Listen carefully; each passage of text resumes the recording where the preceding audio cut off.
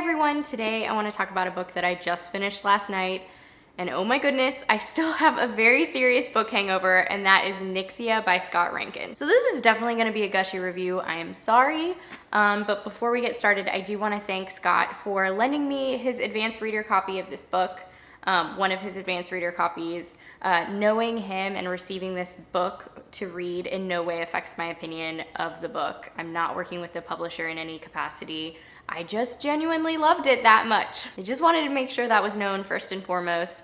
Also, this book comes out September 12th of this year from Penguin Random House, and trust me when I say you're going to want to go ahead and pre-order this book.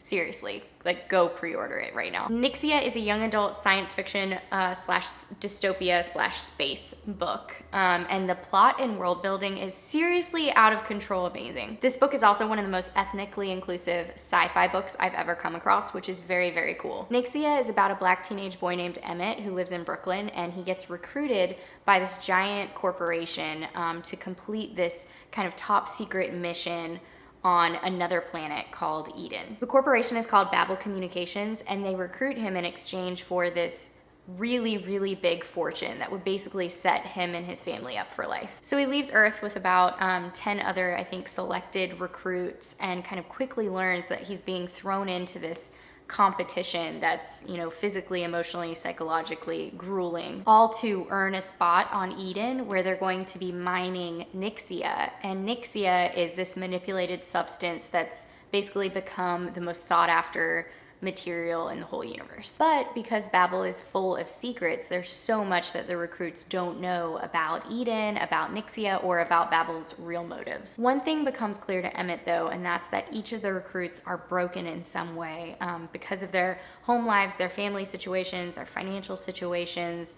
It's left each of them desperate to kind of play the game that Babel set up for them. There's no doubt in my mind that fans of the Hunger Games are going to love this book.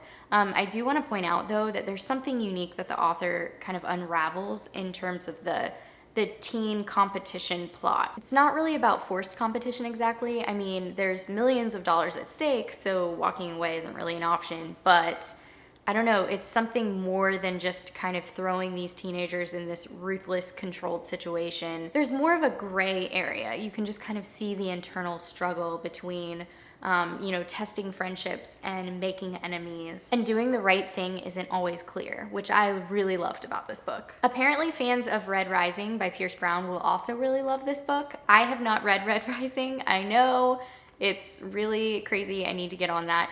Aaron, my husband, did read Red Rising. Actually, Scott, the author of this book, recommended Red Rising to him, and he read it and loved it. And then he read Nyxia and loved it. And that's one of the first things he said, was that it was really reminiscent of Red Rising. I honestly loved it so much, and it's really hard for me to pinpoint my favorite things, but I'm going to try. Number one, the world building was definitely, like I mentioned, insane. The competitions were so vivid and detailed. Even down to what the recruits wore was just so well thought out because, they were from all over the world, and so they had to wear these Nyxian language converter masks, which I just thought was so cool to be able to see all of these characters kind of come alive without the language barriers. I also love how that just instantly gives you this sense of foreboding because it's Babel Communications, and so, the Tower of Babel in the Bible is all about man kind of overreaching or trying to get to God so that they don't need God. And then God, perceiving the arrogance in their hearts, causes the people to speak different languages so that they can't communicate with each other or work together. And then they all scatter. So it's like this story of this massive downfall. Having that in the back of your mind while you're reading this just feels so eerie, like you're just kind of waiting for how it's all going to unravel and play out. Anyway, I loved the characters. They all had really distinct voices, really distinct personalities. Honestly, I feel like none of the characters really fell flat for me. Emmett's voice was especially perfect. He's just so funny and genuine, and you get to see his, his fears and his insecurities, but also his ambitions and his convictions. And because it is first person, you can just see so easily how he is so misunderstood and how, all that he has to overcome to kind of reach people or trust people. The motives and behaviors of the contestants were really, really interesting, especially Emmett's. I found that while the plot was super interesting and, you know, it's just this wild interplanetary story, I feel like I was turning pages for that, but also the character development. Like, I just wanted to see how Emmett was going to react emotionally to the other people and how they were going to react to him. The narration was excellent, the plot was fresh, you know, the characters were multi-layered. The writing was so fluid and just kind of immediately pulls you into the story. The pacing was perfect. Random detail, but I loved the dream sequences in this book. You guys know that I love good dream sequences. Actually, the fight sequences or the action, jam-packed action scenes were just really, really well done. Super compelling. I'm not normally someone who likes to read a lot of fighting scenes, but I just found that they were so intense. Like, I just wanted to keep reading to see what was going to happen. And the ending, oh my gosh, I'm obviously not going to give anything away, but oh my gosh, it was brilliant. It was so good.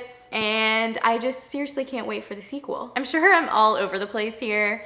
And I'll probably have some more thoughts in my wrap up about this book, but yeah, that's what's in my brain right now. Before this gets too long, I do just want to say again that this was one of my most anticipated books of 2017, and it did not disappoint. You should definitely pick it up if you're into the Red Rising series, if you're into Hunger Games, Ender Games. Emmett's voice is just kind of perfect for young adult science fiction.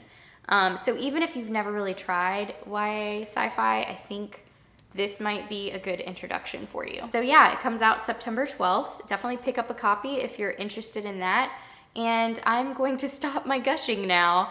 If you want to leave a comment down below and let me know if you've ever read Red Rising, first of all, and let me know if I need to bump it up on my TBR. I feel like I'm going to have to after reading this. And also let me know if you're interested in reading Nyxia. I hope you're all having a wonderful morning, afternoon, or night whenever you're watching this, and I will talk to you soon. Bye.